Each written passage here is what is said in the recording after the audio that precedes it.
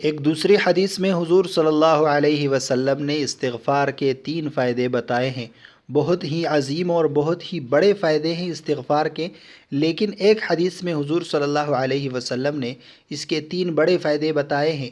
اور وہ یہ ہے کہ جو شخص اپنے اوپر استغفار کو لازم کرے۔ حدیث کے جو الفاظ ہیں وہ کچھ اس طرح کے ہیں کہ من لزم الاستغفار،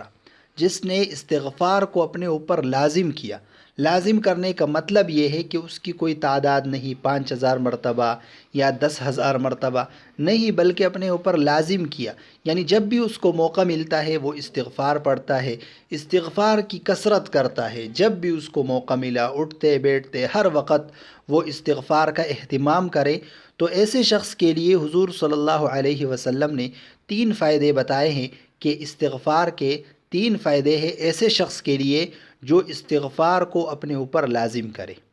جعل اللہ لہ من کل ہم فرجا، اللہ تعالیٰ اس کو ہر غم سے نجات دیں گے، یعنی اگر وہ کسی غم میں مبتلا ہیں تو اللہ تعالیٰ استغفار کی برکت سے اس کے غم کو ختم کر دیں گے۔ دوسرا فائدہ حضور صلی اللہ علیہ وسلم نے بیان فرمایا ہے، وَمِن كُلِّ ضِيقٍ مَخْرَجًا،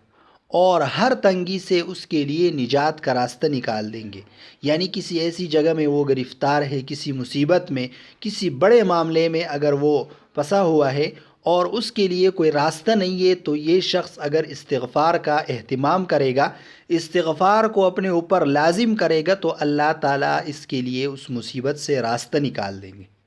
تیسرا فائدہ حضور صلی اللہ علیہ وسلم نے یہ بیان فرمایا ہے، وَرَزَقَهُ مِنْ حَيْثُ لَا يَحْتَسِبُ، اللہ تعالیٰ ایسی جگہ سے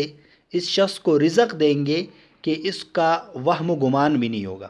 یعنی غیب سے اللہ تعالیٰ اس کے لیے رزق کا بندوبست کر دیں گے۔ تو جو شخص استغفار کو اپنے اوپر لازم کرتا ہے اس کے لیے یہ 3 بڑے فائدے ہیں، اور ان 3 چیزوں کی ہر کسی کو ضرورت ہے۔ ہر شخص کسی نہ کسی پریشانی میں گرفتار ہے، کسی نہ کسی مصیبت میں مبتلا ہے، اور رزق کی پریشانی اور رزق کی جو تگ و دو ہے وہ تو ہر شخص کرتا ہے، ہر شخص چاہتا ہے کہ اس کو اللہ تعالیٰ رزق عطا فرمائے۔ تو ایسے شخص کے لیے حضور صلی اللہ علیہ وسلم نے یہ انتہائی بہترین وظیفہ بیان فرمایا ہے کہ جو شخص استغفار کا اہتمام کرے، اللہ تعالیٰ اس کو یہ 3 فائدے عطا فرمائیں گے۔